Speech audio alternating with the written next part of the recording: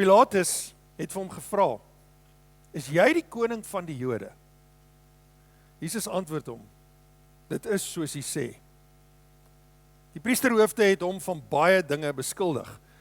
Pilatus het toe verder ondervra, verweer jy jou glad nie?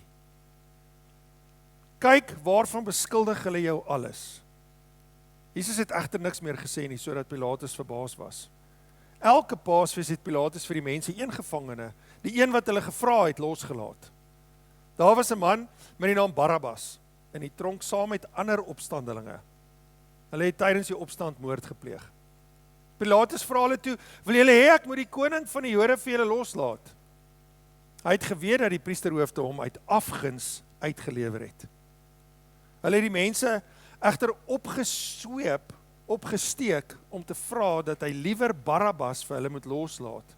Pilatus het weer vir hulle gevra, wat wil julle dan hê moet ek met hom maak wat julle die koning van die Jode noem? En hulle het geskree, kruisig hom, skree hulle. Waarom? Wat se kwaad het hy gedoen? Vra Pilatus hulle. Maar hulle skree nog harder, kruisig hom. Omdat Pilatus die mense hulle sin wou gee, het hy Barabbas toe vir hulle losgelaat en Jesus laat gesel en hom oorgelewer om gekruisig te word. Die soldate vat Jesus toe in die binnehof van hulle hoofkwartier in en roep die hele afdeling bymekaar. Toe trek hulle hom 'n persmantel aan en vleg 'n doringkroon en sit dit op hom. Daarna het hulle hom begin begroet en gesê, ons groet u, koning van die Jode. Hulle het hom herhaaldelik met 'n stok oor die kop geslaan en op hom gespoeg en hulle knieë gebuig asof hulle aan hom eer wou bewys. Nadat hulle hom klaar bespot het, het hulle die persmantel uitgetrek en weer sy eie klere vir hom aangetrek. Toe lei hulle hom weg om te kruisig. Die soldate het iemand wat daar gekom het, gekommandeer om Jesus se kruis te dra. Dit was Simon van Sirene, wat van buite die stad afgekom het, die pa van Alexander en Rufus. Hulle bring Jesus toe na 'n plek, ek het een geskiep, die soldaat, daar is hy. Hulle bring Jesus toe na 'n plek, Golgotha, wat kolbeenplek beteken. Hulle wou vir hom wyn gee met mirre daarin, maar hy wou nie hê nie. Toe kruisig hulle hom en verdeel sy klere onder mekaar deur te loot oor wat elkeen moet kry. Dit was 9:00 die môre toe hulle hom gekruisig het. En die rede waarom hy gekruisig het, was op 'n bordjie aan die kruis geskrywe, die koning van die Jode. Saam met hom het hulle ook 2 rowers gekruisig, een regs en een links van hom. Die mense wat daar verbygeloop het Jesus gelaster. Hulle het die kop geskud en gesê, toe jy wat die tempel afbreek en in 3 dae weer wil herbou, red jouself en kom van die kruis af. Net so het die priesterhoofde en die skrifgeleerdes ook spottend vir mekaar gesê, ander het hy gered, homself kan hy nie red nie. Laat die Christus, die koning van Israel, nou van die kruis afkom, sodat ons dit kan sien en hom kan glo. Die 2 wat saam met hom gekruisig is, het hom ook beledig. Teen 12:00 die middag het daar duisternis oor die hele land gekom, en dit het tot 3 uur geduur. Om 3 uur het Jesus hard uitgeroep, Eli, sabachthani.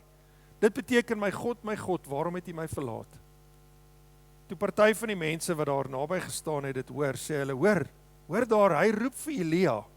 Een van hulle het toe gehardloop en 'n spons en suurwyn gesteek om dit vir hom te gee, 'n stok gehou om dat hy kan drink.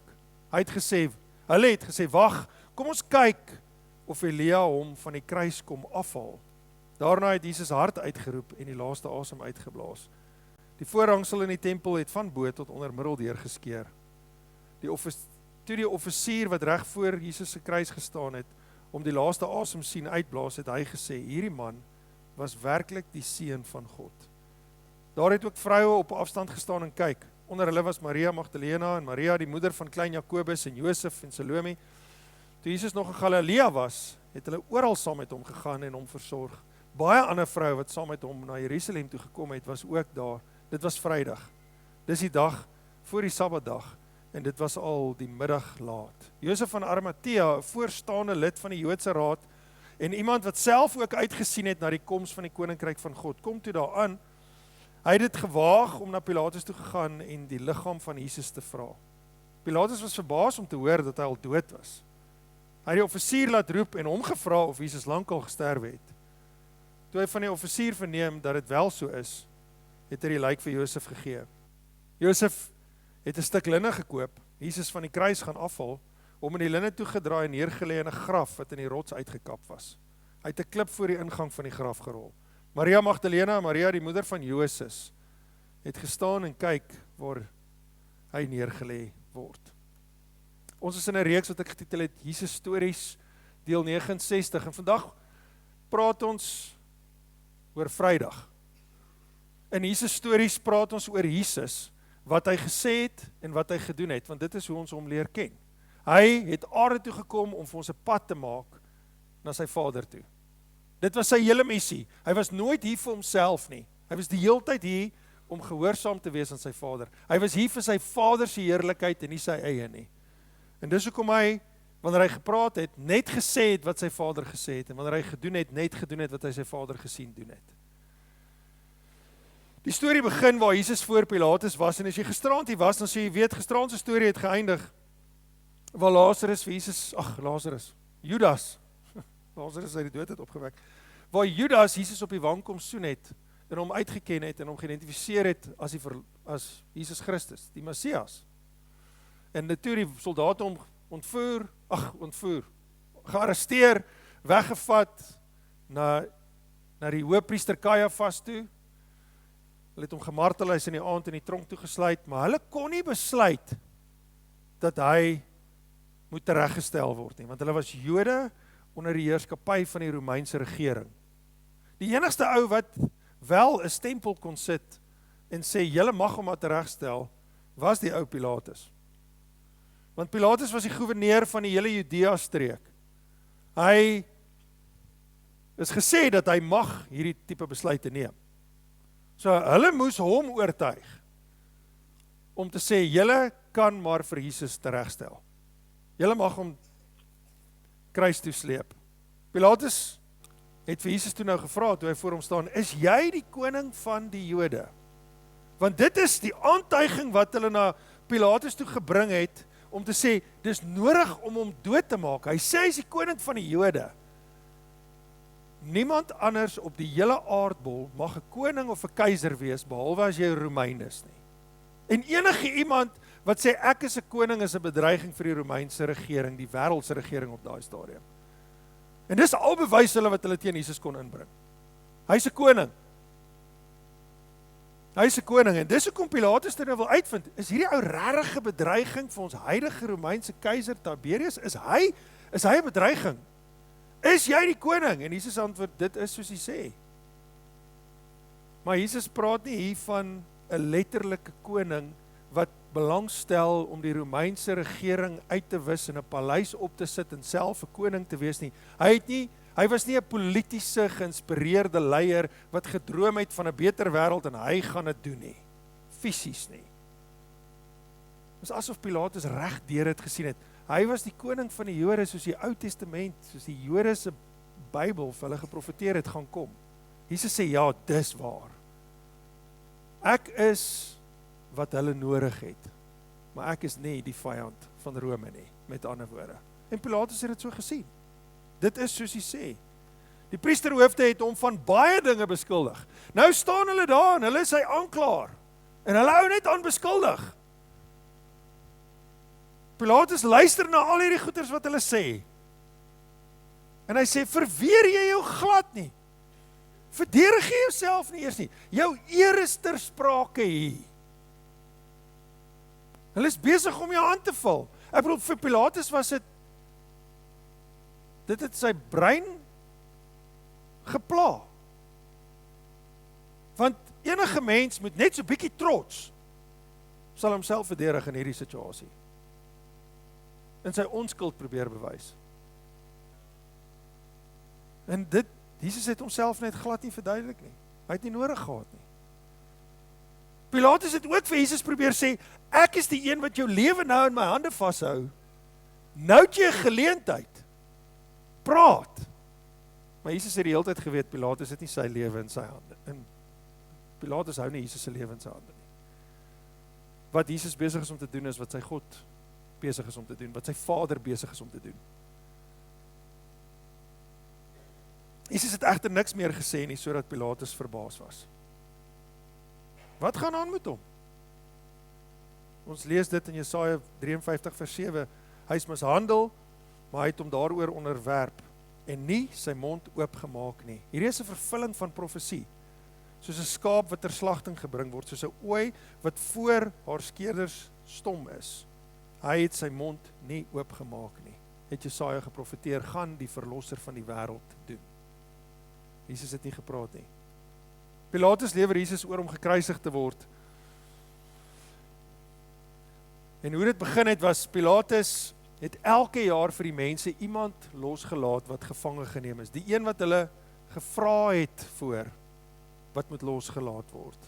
Daar was 'n man met die naam Barabbas in die tronk saam met ander opstandelinge. Die opstandelinge waarvan ons hier praat, is van tyd tot tyd het die Jode in opstand gekom, Barabbas was 'n Jood, in opstand gekom teen die Romeinse regering wat hulle geonderdruk het. Ek bedoel, die Romeine het hulle geregeer deur vrees. Hulle was verskriklik wreed. Ek bedoel, hulle het 'n reël gehad, as ek vir jou sê, dra net my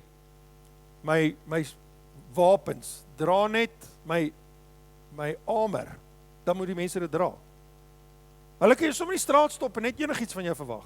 Dan moet jy net opdaag. En enige iets wat jy versuim om te doen, is optrede teen Rome. So daar het sulke opstandings opgevlieg tussen die Jode van tyd tot tyd. Dan maak hulle 'n paar band of brothers bymekaar en hulle begin rebelleer en hulle maak die soldate so in die geheim dood. En dan begin hulle Romeine, dan begin hulle die Rome al hoe kwaad maak. En Barabbas was een van hierdie ouens. Hy was so in 'n rebellie betrokke en hulle het 'n klomp Romeine doodgemaak. Maar hy's 'n Jood en 'n Jood mag nie iemand doodmaak nie. Mag nie moord pleeg nie. Maar hulle het dit gedoen. Hulle het tydens die opstand moord gepleeg. Pilatus vra hulle toe, wil julle hê ek moet die koning van die Jode vir julle loslaat? Hierdie was Pilatus se ontsnapping uit hierdie hele scenario uit. Hy wou nie vir Jesus oorgee om gekruisig te word nie. Hy het net gevoel, daar's nie genoeg bewyse om Jesus te laat kruisig nie. Ek wil nie. So, hier's my kans. Ek gaan vir hulle sê, kom ons hou die moordenaar, want ek weet hoe voel hulle oor moord. Dan kan ons Jesus laat gaan. Hy het geweet dat die priesterhoofde hom uit afguns uitgelewer het. Pilatus was slim genoeg om te weet, hierdie hele storie is net jaloesie. Hy kry al die aandag, die mense volg hom, hulle luister vir hom. Hy is besig met 'n hele nuwe beweging. En hier's jaloesie. Besig om te probeer uitwis. Ek kan nie hiervoor ja sê nie. Jy weet, Pilatus was meer gesteld op wie hy is as op wie God is. Hy het eintlik nie 'n saak gehad met die Here nie. Jy gaan dit nou sien. Hulle het die mense egter opgesteek om te vra dat hy liewer Barabbas vir hulle moet loslaat. Die priesterhoofde, nee, skree nie gehoor, ons soek vir Barabbas. Ons vat eerder 'n moordenaar terug. In hierdie storie is dit presies wie ek en jy is. Jesus het met my en jou plekke geruil. Ons is die persoon wat nie God in sy almag en sy heiligheid verdien nie. Juis as gevolg van die feit dat ons sonde doen, dat ons in sonde gebore is. Maar Jesus het sy lewe gegee om ons los te koop van die slawerny van sonde. Hy het sy lewe gegee, hy het met ons plekke geruil en ons straf gevat wat ons verdien. Pilatus het weer vir hulle gevra, wat wil julle dan hê moet ek met hom maak? Wat wil julle die koning van die Jode noem? Kruisig hom, skree hulle. Kruisiging is 'n vloek. Enigstens hoe die Jode gevoel het oor kruisiging, hulle het oor alles so gevoel. Hulle het gevoel, as dit met jou sleg gaan en jy ly aan 'n gesondheidsprobleem, as jy arm is, dan is dit 'n bewys van dat of jy het sonde gedoen, of jou familie voor jou het sonde gedoen, maar jou omstandighede wat jy in is, verdien jy. En as jy gekruisig word, is dit nie teen God se oordeel oor jou, al is dit die Romeine wat dit toegepas het. Jy's vervloek as jy op 'n kruis vasgeslaan word. En dis wat ons vir Jesus wil hê. Hy's 'n vervloekte, hy kom nie van God af nie. Kruisig hom. Waarom? Vra Pilatus. Wat se kwaad het hy gedoen? Ek is nog nie oortuig nie. Vra Pilatus hulle, maar hulle skree nog harder. Kruisig hom, vervloek is hy. God is nie by hom nie. Hy's goddeloos. Kom ons wys dit vir almal. Omdat Pilatus die mense hulle sin wou gee, want Pilatus was voller van homself as van enigiets anders. Hy was 'n mens wat mense wou tevrede hou. Hy het gevoel, die Joodse leiers, ek wil hulle aansien hou. Ek wil hê hulle moet van my hou. Het hy Barabbas toe vir hulle losgelaat. En Jesus laat gesel en hom oorgelewer om gekruisig te word. Die soldate bespot Jesus. Die soldate vat Jesus toe na die binnehof van hulle hoofkwartier in en roep die hele afdeling bymekaar. 'n Afdeling is 10% van 'n legioen, dis ongeveer 600 soldate. 'n Legioen is ongeveer 6000 soldate. 600 soldate bymekaar geroep wat Jesus omsingel het. Te trek hulle om 'n persmantel aan en vlegge doringkroon en sit dit vir hom op. Die niemand in die Romeinse ryk mag ooit die kleur pers gedra het, tensy jy 'n keiser of 'n koning was nie. Want dit is geoorloof vir net koninklikes. So niemand mag pers aangetrek het nie. En hulle kom toe met 'n perskleed, want hulle gaan nou 'n groot bespotting maak van hierdie hele storie. En hulle trek vir Jesus 'n perskleed aan. En hulle vleg 'n doringkroon en sit dit op sy kop. Hulle het meer in sy kop ingestamp dat hy daar moet bly. Want konings het krone gedra. Daarna het hulle hom begin begroet en gesê, ons groet u, koning van die Jode. Hoe ironies is dit, dat hulle dit gebruik om sarkasties te wees, as 'n wapen teen hom gebruik, maar is 100% waar. 100% waar. Hy is die koning. Hy is die Messias wat beloof is. Hy het dit met sy eie mond bevestig. Hulle het hom herhaaldelik met 'n stok oor die kop geslaan, en op hom gespoeg en hulle knie gebuig, asof hulle aan hom eer wou bewys. En Jesus het nie weggehardloop nie, Jesus het nie teruggedeins nie, Jesus het geweet waarmee is hy besig. Hy het dit gewilliglik gedoen, want iemand moet hierdie pak slaaf vat.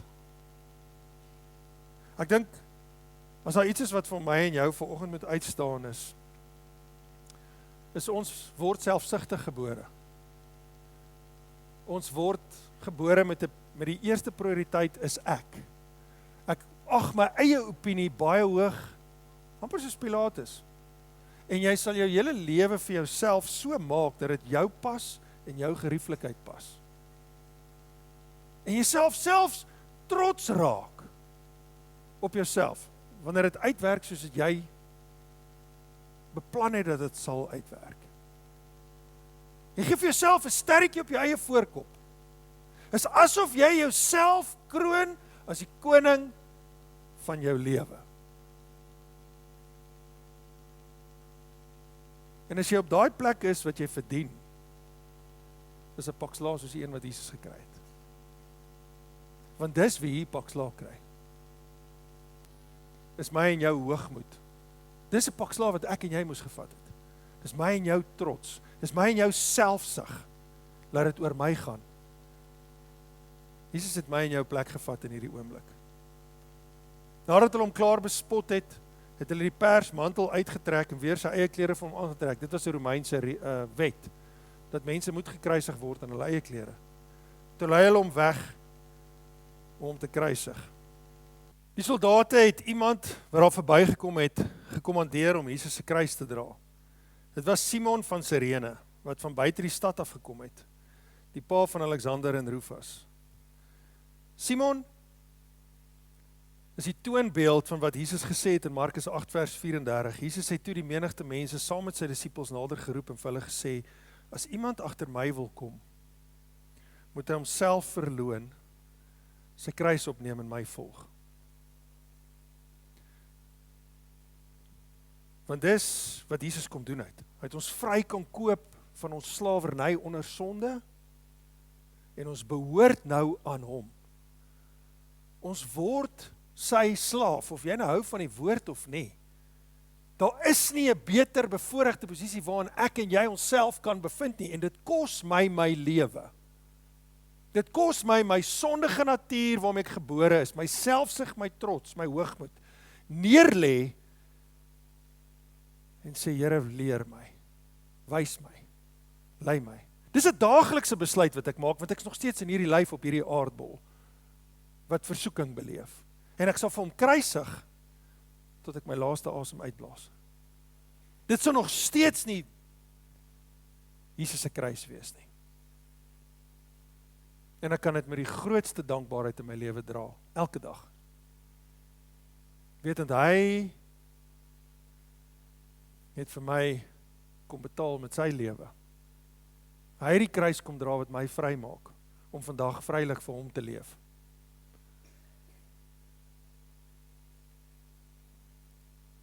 Hulle bring Jesus toe na 'n plek, Golgotha, wat kobbeenplek beteken. As jy nog nooit gesien het hoe lyk Golgotha nie, ek het 'n foto vir jou vanoggend.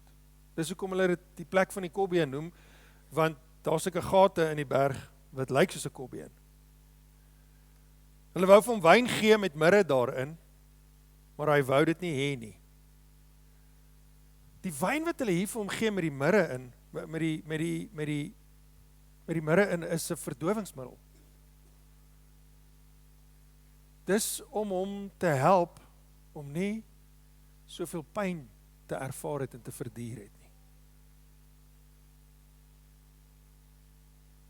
Maar hy wou dit nie hê nie. Want hy het die volheid van God se wraak wat oor hom uitgegiet is, gevat vir my en vir jou.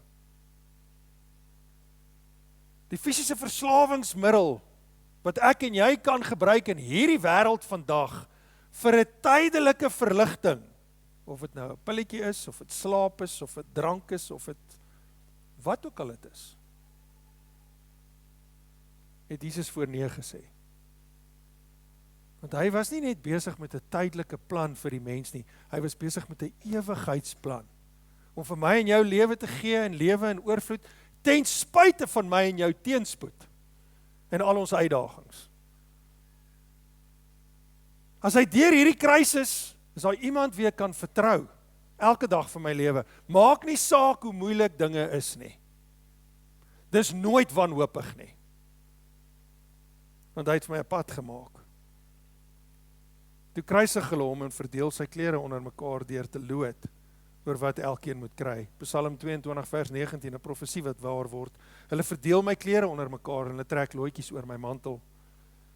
Dit was 9:00 die môre, toe hulle hom gekruisig het. Dis ongeveer baie naby aan nou, wat Jesus aan die kruis vasgeslaan is, hierdie tyd van die oggend. En die rede waarom hy gekruisig is, was op 'n bordjie aan die kruis geskryf. Die koning van die Jode. Weereens ironies, maar so waar. Want dit het 'n koning gevat, dit het 'n priester gevat, dit het 'n profeet gevat, wat geprofeteer is in die Ou Testament, wat sou kom en die mens sou vrykoop, wat die mens sou vry maak. Dit was net daar gesê is. Koning van die Jode het nie hiervan gehou nie, hulle het gestry hiermee, hulle het vir hom gesê, die een wat sê hy is die koning van die Jode. Pilatus gesê, wat ek geskryf het, het ek geskryf. En dit was waar. Saam met hom het hulle ook 2 rowers gekruisig, een regs en een links van hom. En die simboliek hieraan is iets wat ons nie moet mis nie. Dit is vir wie Jesus gekom het. Is vir sondaars. Is vir mense wat geweet het hoe nodig hulle 'n verlosser het. Dit beteken nie, daar is nie so iets soos 'n sondaar nie. Jesus het self in hierdie woord gesê, ek het gekom vir siekes. Bedoelende, as jy dink jy is gesond, het jy moeilikheid. Ons kom in volle afhanklikheid voor hom. Ons besef hoe nodig ons sy verlossing het. Hy het gekom om daai te soek en te red, wat so is elke dag van hulle lewe. En hy word gekruisig tussen hulle. As 'n bewys daarvan, dis vir hierdie ouens vir wie ek hier is. Die mense wat daar verbyloop, het Jesus gelaster. Hulle het die kop geskit en gesê, toe jy wat die tempel afbreek in 3 dae weer opbou, red jouself en kom van die kruis af. Want hulle het gedink, Jesus praat van Herodes die Groot is 'n tempel wat hy 40 jaar lank gevat het om te bou en moet goud oorgetrek het. Maar Jesus is die nuwe priester. Jesus is besig om die hele ou sisteem van julle het nodig om deur 'n tempel, deur 'n priester in God se teenwoordigheid te kom. Hy is besig om dit heeltemal te verwyder en te sê, ek is nou die weg na God toe. Ek is nou jou pad. Ek word die tempel. Hy het gepraat van sy liggaam wat hulle vernietig, afbreek, en hy gaan 3 dae daarna weer opstaan uit die dood uit. Maar hulle het dit nie geweet nie. Red jouself, as jy 'n tempel kan afbreek in 3 dae. Red jouself. Net so het die priesterhoofde en die skrifgeleerdes, die slim ouens, spottend vir mekaar gesê, ander het hy gered, homself kan hy nie red nie. Kan jy jouself indink dat daar 'n hele gemeenskap van mense is, nadat Jesus alles gedoen het wat hy gedoen het, dat hulle nog steeds nie die kloutjie by die klei kon kry nie, dat hulle nie verstaan het wat besig is om te gebeur nie. Dis vandag nog waar. Daar's soveel mense wat vandag dink, ouens wat glo Jesus het vir hulle sondige, jy's net van jou kop af. Jy's net nie op die planeet nie. Jy's van jou loetjie getik. En dit raak al hoe meer werklik in die wêreld waarin ons vandag leef. Almal het deesdae 'n opinie daaroor. Dit kan nie waar wees nie. Ek is nie so sleg nie. Ek het nie redding nodig nie. Dis jou menslikheid wat praat, die een waarmee jy gebore is. Daardie Christus, die koning van Israel, nou van die kruis afkom, het hulle gesê, sodat ons kan sien en in hom glo, want dit wat hy gedoen het, was nie genoeg nie. Die 2 wat saam met hom gekruisig is, het hom ook beledig. Jesus sterwe. En 12:00 die middag het daar duisternis oor die hele land gekom, en dit het tot 4 uur geduur, tot 3 uur geduur. En dit is die oomblik waar sy vader sy gesig weggedraai het van sy seun af. Dit is wat Jesus so benoud en beangs gemaak het gisterand in die tuin, dat hy gaan geskei word van sy vader. En die duisternis het oor die hele aarde, dit was nie sonsverduistering nie, dit was 'n bonatuurlike, dit het net donker geword, reg op die helderste tyd van die dag, tot 3 uur. Want sonde was alles op Jesus. Jesus het daai straf gedra vir die mens se sonde. Hy was verwyderd van sy verhouding met sy pa, waar hy net gesê het wat hy gesê het en waar hy net gedoen het wat hy gedoen het. Hy was totaal afhanklik van hom. Hy kon nie sonder hom leef nie. Om 3 uur het Jesus hard uitgeroep, Ele, lama sabachthani. Dit beteken, my God, waarom het U my verlaat? Hy skree dit nie, omdat hy nie weet nie. Hy het presies geweet wat gebeur. Hy is besig om uit te druk hoe hy voel. Waar sy prioriteit lê. Wat hy beleef. Toe party van die mense wat daar naby gestaan het, dit hoor, sê hulle, hoor daar, hy roep vir Elia. Die mense het nie 'n klou gehad wat besig is om te gebeur nie. Een van hulle het toe gehardloop, 'n spons en suurwyn gesteek en dit vir hom op 'n stok gehou om te drink. Hy het gesê, wag, kom ons kyk of Elia hom van die kruis kom afhaal. En daar kom Elia. Hier kom dit nou. Ons het mos nou vir hom gesê, maar dit reël. Daarna het Jesus hard uitgeroep en die laaste asem uitgeblaas. Die voorhangsel in die tempel het van bo tot onder middel deur geskeur. Hierdie was 'n baie swaar gordyn wat 'n paar ouens gevat het om in die lig te hou. Dit was in die tempel, die Joodse tempel gewees. Hy het 'n voorhof en 'n binnehof en 'n allerheiligste gehad. Een keer 'n jaar het 'n Joodse priester met almal se offerbloed van die diere wat hulle gebring het vir die laaste jaar, het 'n Joodse priester namens die volk in hierdie allerheiligste deur hierdie gordyn beweeg, want dis waar God se teenwoordigheid was. En dan het hy hierdie bloed gevat en het besprinkel as 'n offer en gevra, vergewe die volk vir die laaste jaar se sonde. God het self hierdie instelling van die tempel deurgegee vir Moses. Dit is hoe die Jode hulle verhouding met God gesien het. Hulle het elke jaar na die Pasga toe gekom, soos Simon van Sirene, om seker te maak, ek is deel van hierdie verhouding met God. Ek raak ontslaaf van my sondes vir die laaste jaar.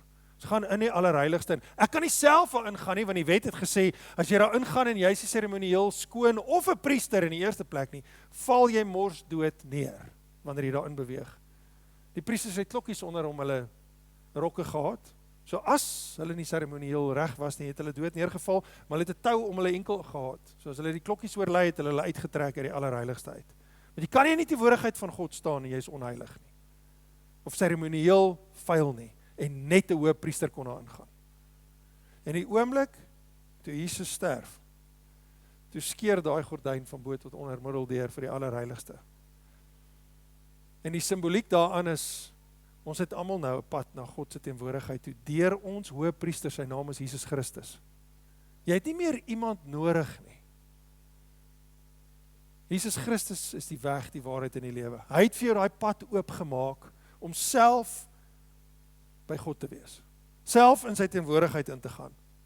Self te hoor hoe hy met jou praat wanneer jy jou Bybel lees. Of nou weet jy kan gaan en op jou knieë neerval in desperaatheid en sê, Here help, ek kan nie hierdie doen sonder U nie. Jy het nie iemand nodig nie. Partykeer leef ons vandag nog in daai samelewing, waar ons vir onsself vertel, ek is nie so heilig soos iemand anders nie, so ek het iemand anders nodig om namens my heilig te wees by die Here. Jesus sê dit kom verander, dat ons elkeen in 'n persoonlike verhouding met God kan staan. Die offisier wat reg voor Jesus gestaan het, die offisier wat verantwoordelik was vir die kruisiging van Jesus, die ou wat die werk gehad het om seker te maak, hierdie is 'n sukses, om die laaste asem sien uitblaas, 'n Romein, sy offisier, het hy gesê, hierdie man was werklik die seun van God. Maar 'n Jood wat sit met al sy agtergrond en al sy wysheid en al sy kennis, wat sy lewe lank die God van die Jode aanbid, het nie 'n idee wat aangaan nie. Jesus het nie gekom vir daai ouens wat so slim is nie, of die ouens wat so staat maak op hulle kennis nie, of wat so briljant is in die wêreld se oë nie. Hy het geerken, hierdie moes die seun van God. Wat het gebeur? Hierdie ou het hoeveel kruisigings al gefasiliteer. Daar was nog nooit so een soos hierdie een nie. Dit nog nooit 12 uur donker geraak tot 3 uur nie. Die woorde wat by hierdie ou se mond uitgekom, niemand was nog ooit net vir 6 ure aan 'n kruis nie. Hulle hang gewoonlik vir dae daar. As ons hulle vinnig wil dood hê, moet ons hulle bene breek, dat hulle kan versmoor en hulle self nie opstoot teen die een spyker wat deur hulle voete is onder nie. Hy het sy lewe oorgegee. Hierdie was 'n gewillige ding. Hy was die seun van God. Jesus word begrawe, en ek gaan die laaste stuk nie vir julle lees nie, ek het dit in die begin gelees. Pilatus kon nie glo Jesus is dood nie, want niemand het so vinnig dood gegaan nie. Soveel dat hy die offisier geroep het, en die offisier moes dit bevestig. Hy het sy lewe gegee. Hy is dood. Hy is nie meer hier nie. En toe het hulle sy lijk gekry voor die son sak, wou hulle hom begrawe, want die Sabbat begin net voor die son sak Vrydag aand. En hulle wou nie, as hulle hom daar moes los, sou hulle hom moes los tot na die Sabbat. Dan sou hulle hom nie eers vir Sondagoggend gaan afhaal het. Dit is gewoonte om ouens 3, 4 tot 7 dae in 'n kruis te los. Hulle het gewoonlik eers gesterf na die 2de, 3de dag. Maar hulle het hom afgehaal, voordat die Sabbatdag begin het, en hulle het hom begrawe in 'n rotsgraf. Wat leer ons by Jesus in hierdie gedeelte? Nommer 1. Hy was die koning van die Jode. Hy was die verlosser wat geprofeteer was in die Ou Testament wat sou kom. Daar is net te veel goed as jy jou Bybel oopmaak en lees, oor 'n tyd van hierdie 2000 jaar, wat te bymekaar uitkom.